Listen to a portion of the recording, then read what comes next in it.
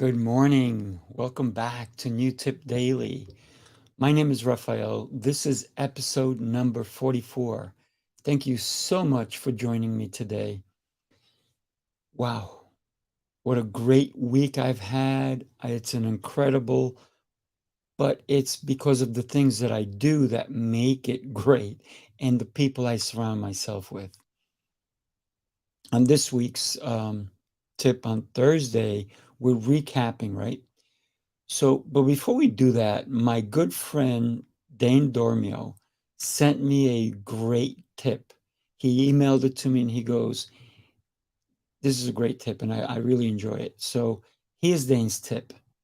You can create the reality you want from the inside out by consciously using your body, breath, and mind together to regulate your state from moment to moment.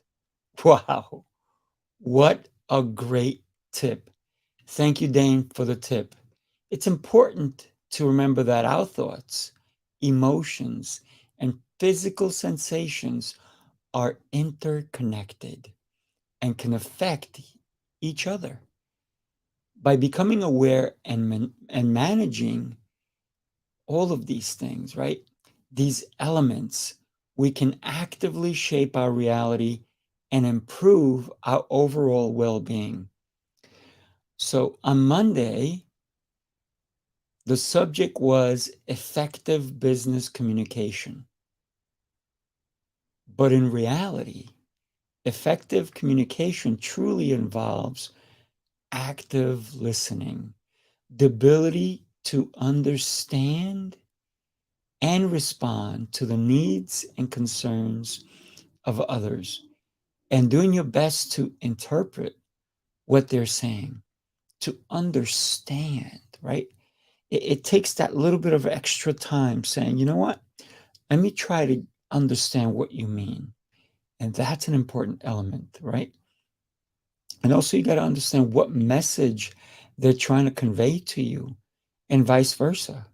On Tuesday, we spoke about friendships and how they affect our lives. My mom used to say, "Show me your friends and I'll tell you who you are." Holy cow. That was a message I never listened to when I was a kid, when I was probably getting in trouble with my friends who were troublemakers. And I didn't realize it then, but now I realize it that my friends either held me down or lifted me up. I'm going to suggest that you take a moment and do a friend assessment. Are they truly a friend? Hmm, tough question. Do they have your best interest in mind? Finally, yesterday, we spoke about the first food that we eat on any given day, and it's called breakfast. And we went into how breakfast is you're breaking your fast, right? Think of it that way, right? Wow. What if we only ate one meal a day? And I know people who do that. They only eat one meal a day, and they do it maybe at 2 or 3 in the afternoon. That's the only meal they have. And they've been doing it for many years. Could you live on one meal? I can't. I I have this crazy thing with food where I hate food and I love food. I hate food and I love food. So, what do you feel and how do you handle breakfast? But is it breakfast? What if your first meal is at lunch? Would you call that breakfast still, or would you call it lunch? Or on Sundays, it's brunch, right? You go out with friends, you socialize, and you probably get there at 11 o'clock. Some people sleep late on the weekends. I'm up 7 days a week before everyone else is up, before the sun is up.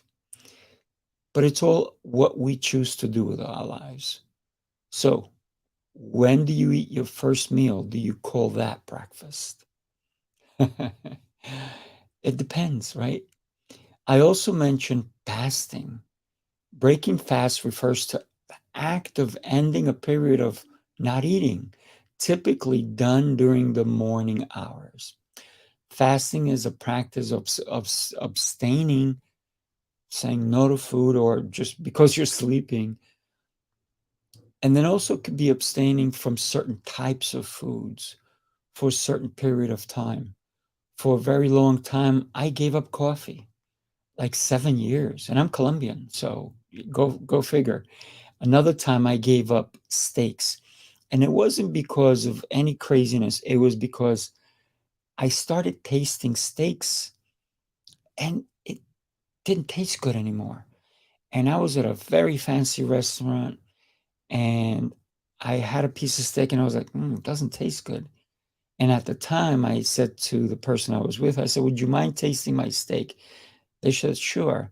They tasted and they go, wow, it's delicious.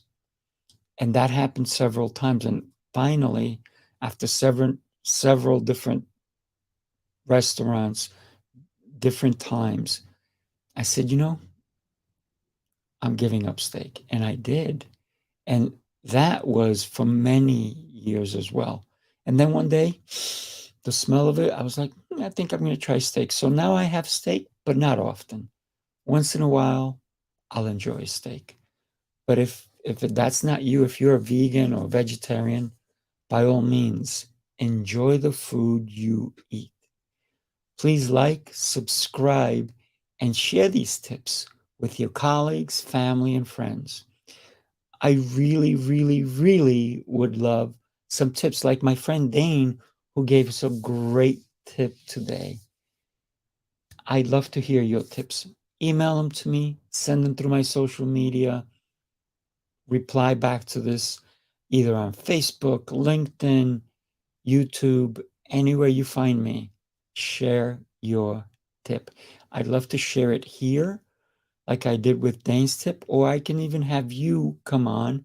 Maybe Dane will come on and give us another tip in person. So reach out through any of my social media and allow me to share your tip. And like I said, maybe you'll come on the show and share it live with everybody. Make today an exceptional day. And how do you do that? How do you make your day exceptional if you woke up on the wrong side of the bed? Make your bed. That will be accomplishing your first set of activities, things of completion. You've completed something. So make your bed every morning. You got to listen to that YouTube video. There's a shortened version, about 5 minutes. Then there's a 19-minute version by an incredible military man. He's an admiral. I can't even say the word, but he's a high level military gentleman. Great advice on why it's important to make your bed every day. Do one thing every day that will say to you in your mind saying, I accomplished something. So go for it. Make today an exceptional day. I'll see you tomorrow. I got a great guest. I'll see you then.